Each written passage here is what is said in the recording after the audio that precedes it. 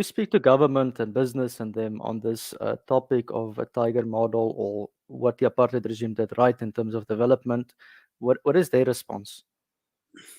Well, I mean, as I said, we actualized what we thought is the possibility into the future in the Indlamete scenarios, which were scenarios that were constructed outside government. I mean, government had two scenarios only ever since, and then abandoned the scenarios. And under Zuma, there were no scenarios at all. Of course, he had the National Development Plan, which was a 360-page document that was agreed upon. The critique of President Beju was that this is not a plan, and indeed it is not. I mean, you don't have a plan that doesn't have a quantified path towards its realization. So we got these scenarios, and I insisted that we have to quantify the scenarios, which we did. And then we converged and presented this to government, presented them to everyone in the country. They were so happy, private sector in particular. The question was always, what does the government say? You present and then they say, what does government say? Yeah. Now, of course, the president also asked, what does the government say? President Beg. And we said, well, he said, well, if you haven't convinced them, then you haven't started. And that's where we are sitting, where we are not able to convince them. So they being stubborn, or are they dogmatic, or what is the blockage? Is it interests?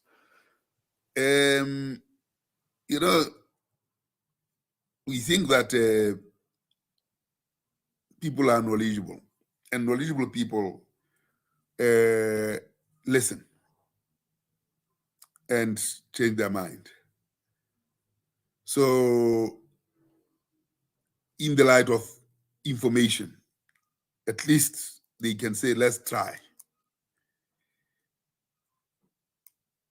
You see, there's been the Chicago School, Milton Friedman's market fundamentalism, that has influenced South Africa. And that influence is in the Treasury. And the Treasury became virtually the center of government, and not the presidency. Yeah. By that fact, therefore, turning the presidency into, whatever the Treasury says will go. And when you don't have a good system of planning, of design, then the Treasury becomes the de facto president. And it is entrenched in the Chicago School of Milton Friedman's market fundamentalism. I mean, I was just reading the chapter 4 report of IMF. I've just written about it. That they have had a stranglehold on South Africa for the last 30 years. And it was only between 2002 and 2008 that South Africa managed to actually grow at a higher pace, reduce unemployment, reduce poverty significantly. And while South Africa, between 1996, when it adopted GEAR, it said it will have its own structural reform program and not financed by the IMF. But nonetheless, austerity measures. But when it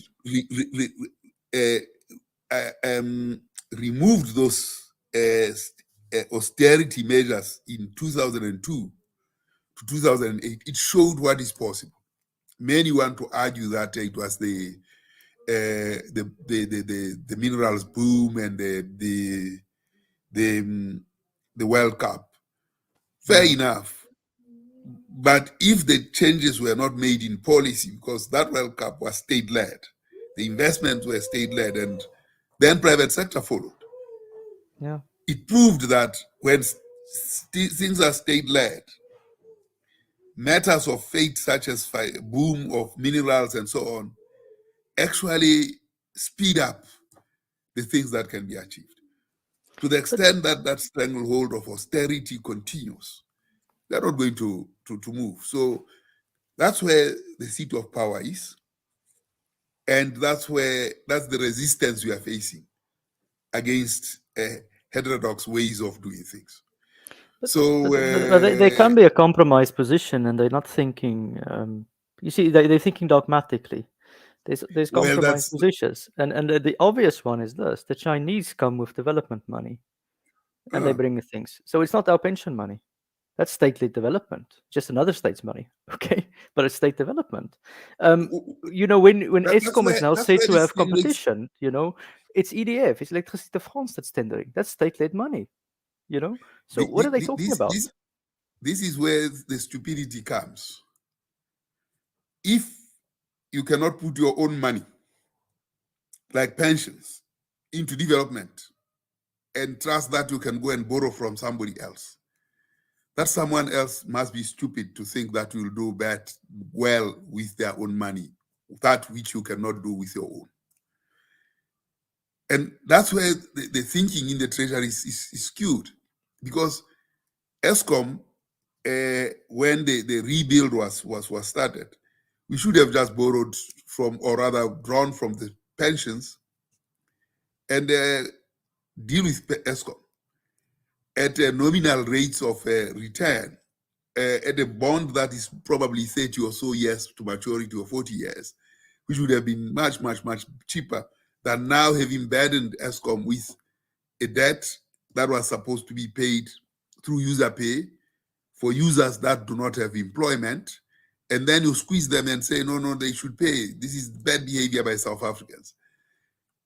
When you make the exception of individual behaviors that want to cheat and make that the rule, then you run into problems, because the expectation was that people will pay.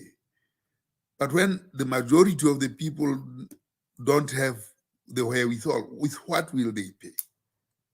Yeah. So they can't. It is this energy systems failing to understand the momentum of the energy systems that actually direct things properly. So if the energy system The other that we other issue in here which comes in is organizations like NERSA. How can any businessman survive if he has to compete at a rate to which he cannot recover his costs? Are we surprised the wheels are falling off the bus at Eskom when they're forced to sell at a loss? If you're selling at a loss, why do they have debt? That's why the state has to give them debt. I mean, this is my mother was a small business owner. She would die next month if she cannot make a profit, if she cannot break even. Yes, How do we absolutely. expect? It's impossible. So the whole institution of NERSA must be abandoned. I mean, the whole thing is just stupid, completely stupid. That you can squeeze blood out of stone. You see, the IMF prescripts talk about structural reforms. And these structural reforms have been things that have been talked about all the time. I mean, let's just take the example of 1996 gear to 2000, where South Africa was obedient to IMF's prescripts, except not borrowing from the IMF. At the end of that period, unemployment was very high, growth was very low, and the promise was there will be inclusive growth. Today, the IMF is bringing the same nonsense, saying that structural reforms so that growth can be. And you look at the Reserve Bank, it has just adopted something called sentiment as part of the measure of how it sets interest rates. Now, that whole thing of sentiment has just contaminated what they think about. I mean, what is sentiment? Yes, market sentiment. So they are trying to separate setting of interest rates from the monetary policy, which is the right thing to do. But instead of actually saying, now we will use these monetary policy tools to influence the fiscus, they've invested into something called sentiment in there, which is bringing the markets back into this equation, whereby then the prices are established by the markets and the heavy ceases to be existent, and you always shoot at the light with what is light. So Yeah. prices just spiral out of order and people have to suffer. So ESCOM has to be divided so that we can get efficiencies out of ESCOM. Whatever efficiencies you are looking at, they will just give you a minimum relief. I mean, you'll minimize corruption, you'll minimize those things. But the architecture of how ESCOM should supply cheap energy will have been destroyed completely. But you see, So, here's my theory that comes into it. I've studied deeply into Russian history, and look at what the Chicago School, the Harvard guys actually did to Russia in the 1990s. It was much worse than South Africa, but it came down to systemic sabotage through policies. And what we are facing here with is a reserve bank or government's monetary policy that is actively creating systemic sabotage against the state institutions, the strategic national assets. So look, I'm not a communist or a Marxist or any of that sort, but are you telling me the French are idiotic for now renationalizing EDF, for rebuilding the nuclear they plants? own a I mean, we have railways nationalized in France. Nationalization is not a scary word, not because Malema says it. The Afrikaners had it under apartheid. You know, there's nothing I mean, scary. Russia under a nationalized economy threatened the US in terms of how it sped up its growth and its development and its levels of consciousness and education. It happened under that period from Lenin 1919, 1918 to when Mikhail Gorbachev decided to go perestroika and glasnost. And it was under the influence of Milton Friedman when he got there. And that's what happened to South Africa, because when that happened, the apartheid regime opportunistically decided that this is the time to start negotiating because we can ease our way with the ANC because there's no longer strong communists or anything. So even China at the time was still in the doldrums with its style of communism. It was only that which threatened them at the time that they said we have to modernize. But our modernization and our economic policies will be informed by our own system of markets, which is the ever normal granary and shooting with that which is heavy to the light. So that's what China has continued to do. Russia, my view has literacy been that levels. my view has been it's a very simple model. State-driven heavy industry, okay? But the market distributes the goods because, let's face it, the government cannot make small judgments. So you have a compromise, Oh, which no, is it can't. the market. It can't. It can't.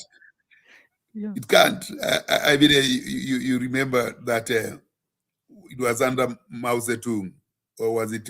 Yes, I think it was. It happened under Mao Zedong that the collectivization of production of crops, the innovations that had to be set, were set by some 3 people, and they were asked how they did it, and they were scared to say how they did it. But once the Chinese understood that model, they said, no, we need this market kind of economy. We need to allow a certain portion of their produce to be distributed whichever way they want to distribute, for as long as they meet the food security that China requires. So there has to be a market economy. But if you fundamentally shift the market economy into the fundamentals of such things as energy, education, and so on, then we have destroyed that country. Because Well, the logic of this is very simple. The Chicago School was funded by oligarchs in America. It's a private university. Yeah? It's a Rockefeller institution, but it's just not Rockefeller. It's just a name that always gets you discredited. There's lots of private capital funding and ideology that serves the interest. Okay. The other thing is, there's a very good book that was written by a man by the name of Matt Stoller called The 100-Year War Between Monopoly and Democracy. And all we are faced with here is monopolistic practices. Okay.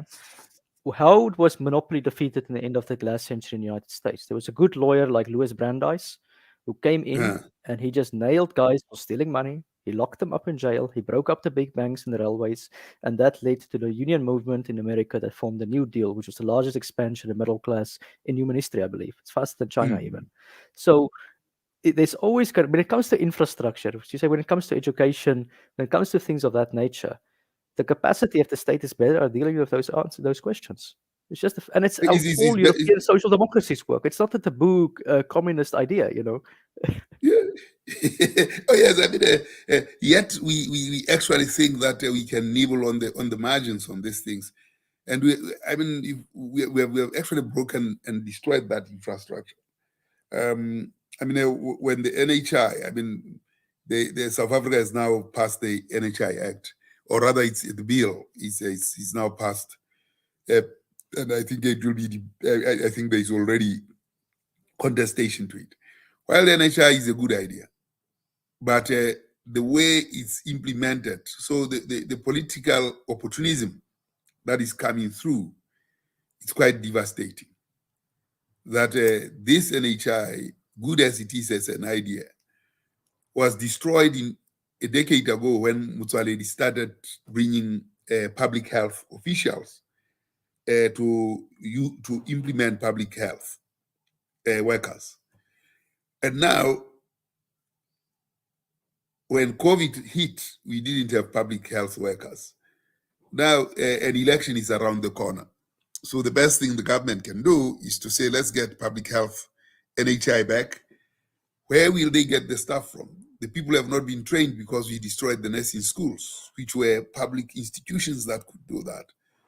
So there are so many missteps in our current that if you talk about public policy, you really have to think hard, what public policy are we talking about? It's an empty shell. It's disgraceful. So we make certainly apartheid in terms of infrastructure for those things was very great. And we make apartheid super better. To the point where some people are beginning to say apartheid was, during apartheid it was better. No, it wasn't. But in terms of actually taking that kernel and using it, I mean, it's like a Marxist philosophy where he was arguing with a Hegelian philosophy that no, the Hegelian philosophy of the spirit is nonsense, but at the level of introducing dialectics, that's what we need.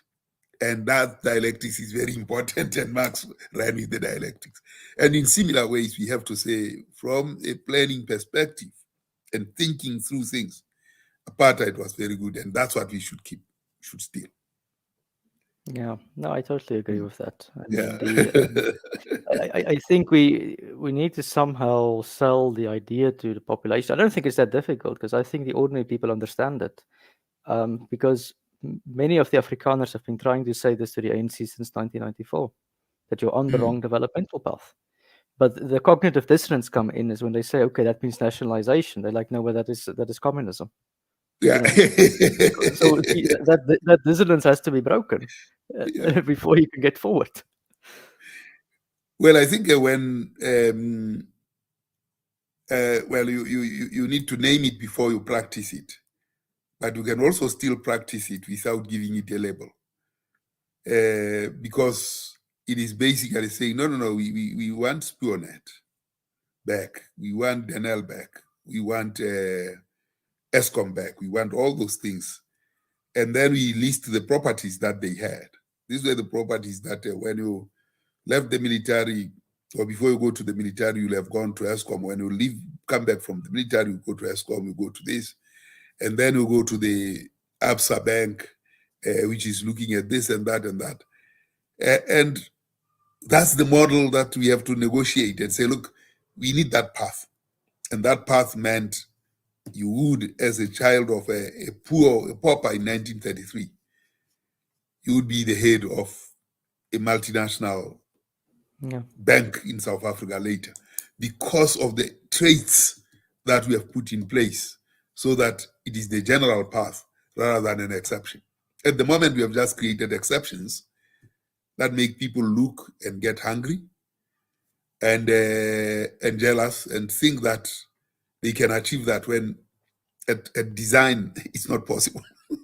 Well, there's another aspect in here which I think is we are starting to see already. If as I said to you earlier, ESCOM was used to solve conflicts as a grand strategy for South Africa. Mm. What happens when you privatize Eskom and you get rid of those infrastructures? Those conflicts reassert themselves. So energy is used, and this is very important for investors. I don't understand it. Civil engineers, we don't design energy just for kilowatts to your house. Mm. Create human habitat. When you destroy it, you destroy the habitat.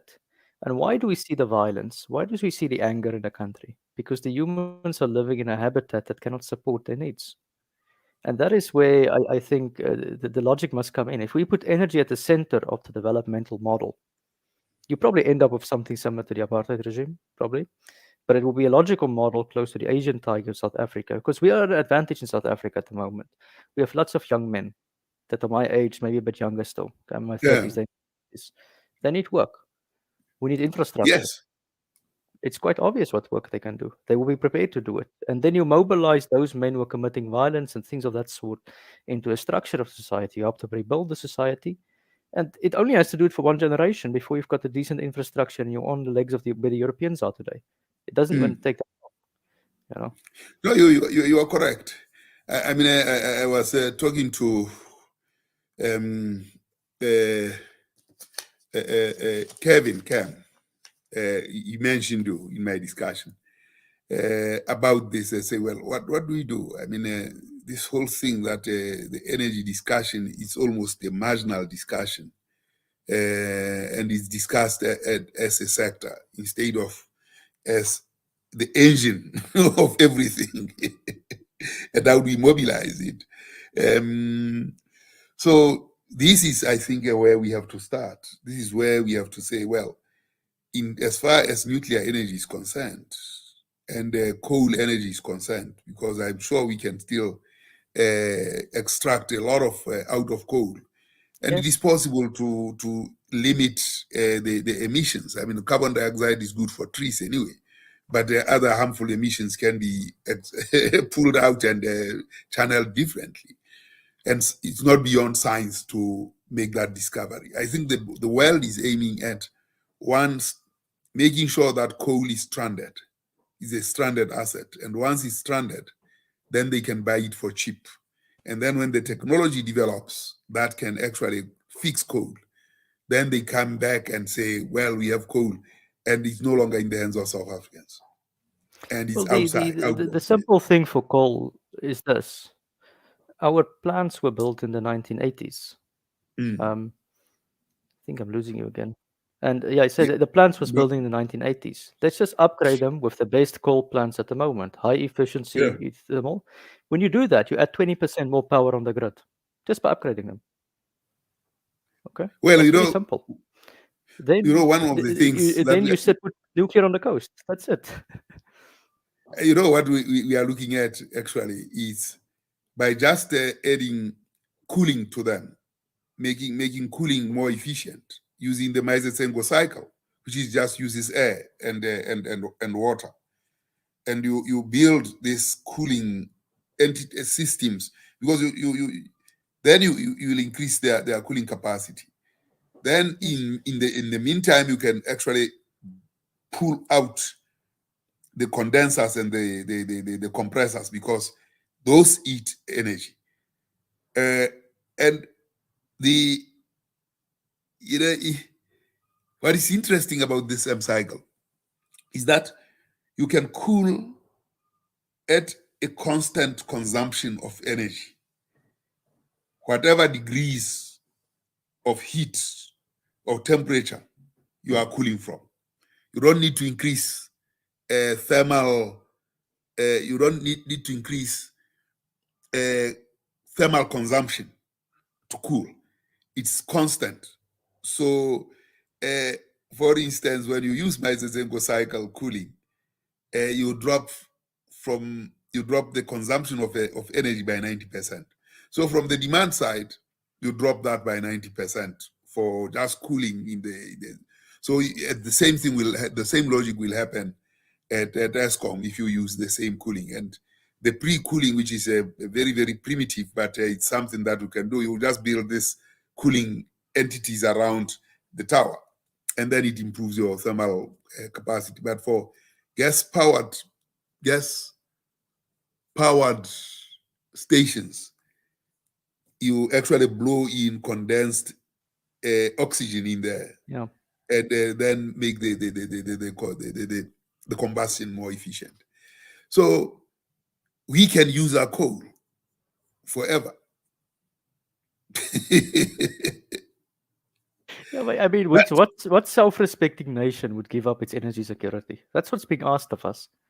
I mean, well, I mean, it's insane. the president has just made a U-turn. My Sunday column now, he actually looks at all those, from the behavior of conduct of South African Revenue, South African Reserve Bank, to what the president U-turn is about. Can we review our model of just energy transition, to the RPF that has just been issued on Komati?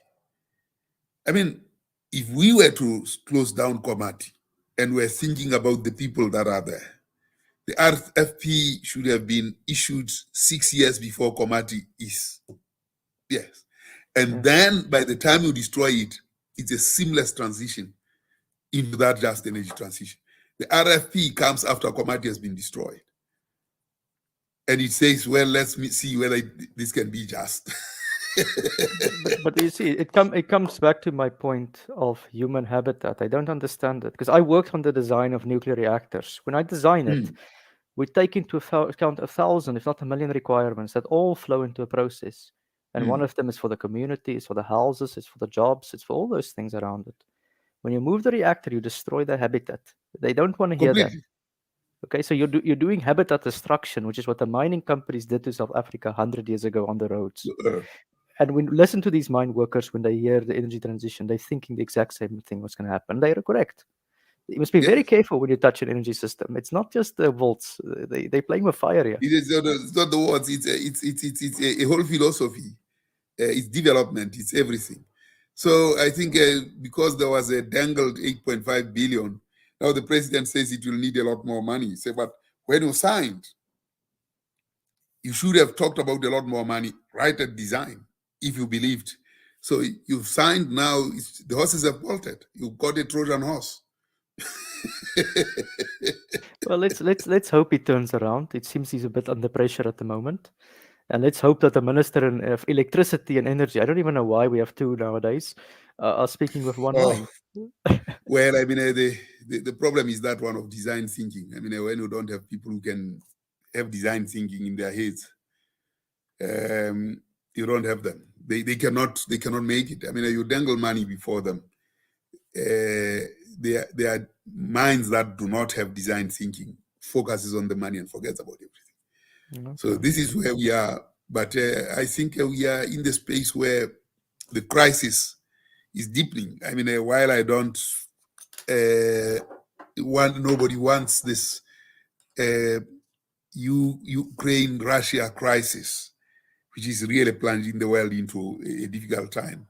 But what is very true is that if this didn't happen, the debates on the just energy transition would have not been heightened to the level they are.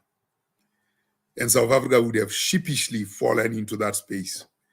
So Well, now this we are lucky crisis, as well because I see Sweden, the country of Greta Thunberg, has turned around today and said we're not doing wind, we're doing nuclear again. We have seen that yes, Siemens, the Germans who made the wind turbines, is going bankrupt, the company. Why? Because fatigue. It's the end of the life cycle of the Energiewende. Now they have to rebuild everything they built. I mean, I cannot understand the logic of a system that deteriorates every 15 years. And my view is the logic of the just energy transition. It's not just, first of all. It's very simple. It's to turn infrastructure into a consumer market. They want short-term profits on infrastructure, so you can rebuild it every 15 years. yes, yeah. Mm-hmm. So how Now is that you are really, sustainable? it's not sustainable. You are right in economics there now. I mean, because the markets will always want this kind of thing. That's what they are keen on. And they can shift from one thing to the other and then leave everybody in a lurch. Say, well, we have changed. We are no longer interested in that. And that's what markets do. They don't sustain anything. And now the Reserve Bank now wants to measure sentiment And that sentiment is called markets. Whereas, basically, in the change stance they want to have, they actually have to look at what we would call the energy system. And that's where they must focus on. And if they focus on that energy system as the sentiment, then they will get their monetary policy right. we have added a few things in my head around this. I was finalizing this before I send it for publishing tomorrow. I don't know whether I'll be able to withdraw it to add this discussion, but I think I'd like to be You an should article have it for to next next Sunday. week. I'll send you the Yes, you the references for next week if you write another column. No, that And I would be think fantastic. we would take it That from would be there. fantastic. Yeah. I spoke All to right. Kevin so that we should start writing articles that make sense and mobilizing the engineers in South Africa, that we have the best potential to build nuclear in South Africa. And this is the time to invest in nuclear. Because we have the people that have I'll give you the base. I'll give you the base business case. South Africans, 150 South Africans are building a reactor in Dubai. The first reactor in years to be relatively on time. South Africans. South Korean design, non-aligned, neutral country. So there's no geopolitics involved. Yeah, you send the RFI tomorrow, and you get your own people to build it for you, and you do it very quickly. And you this is the best thing you can ever have. Yes. And if we want to work on a nation building project, because that is consisting of whites, blacks, and everybody in there, that might just be labeled how we build a nation. And to have all those people there and focused on one thing and saying energy security for South Africa. Yeah. It will not be a 20-meter or 200-meter flag that we try to be. It's not going to be built by an entrepreneur. It's by serious people. No, these are people who have it's this thing that is there in the Chinese about no fear. No, I mean, they have this short sentence, not sentences, it's short sentences or short constructs as no fear. Know this, know that. And they follow those to the letter. I mean, I was listening to the Chinese who built the bridge that was now having another bridge alongside, but the longest now, modern. And that bridge that was built 2 years ago was built by a third generation bridge builder in China, keeping the same philosophy of no fear. Yeah. So you think we can at this stage learn more from the Asians than we can from the Americans and the Europeans in terms of development? We have to really move towards the East. They learned a lot from us, I think. The way they followed their rail construction and everything, they seem to have followed in the footsteps of South Africa. I mean, the first rail in 1867 in Durban, which was 3 kilometers, or was it 6 kilometers from the point? When that was constructed, there was nothing in Korea, and I'm sure nothing in China. Now, these guys are having trains that are running at 500 kilometers per hour. So where are we? We don't have any rail to run trains on. Well, it's just been physically uprooted, just like that. I mean, this is just. I think for a way forward, the path to propose, and I don't think it's difficult to sell intellectually. It's very simple. We give the state utilities, the critical ones we keep. There's a lot of them I think you can get rid of. I don't know what half of them does. SAA you can get rid of. Yeah. But keep the flag on that and say you will charge you a certain fee for the flag so that we have this national pride, but otherwise let it go. Yes, and then equip the utilities with the best people and the best money and the good money to recover it, and let them do the judgment. Because what I've learned working at Electricité de France and at even talking to people at EDF and things, the French allow the engineers to come with the plan. They trust them.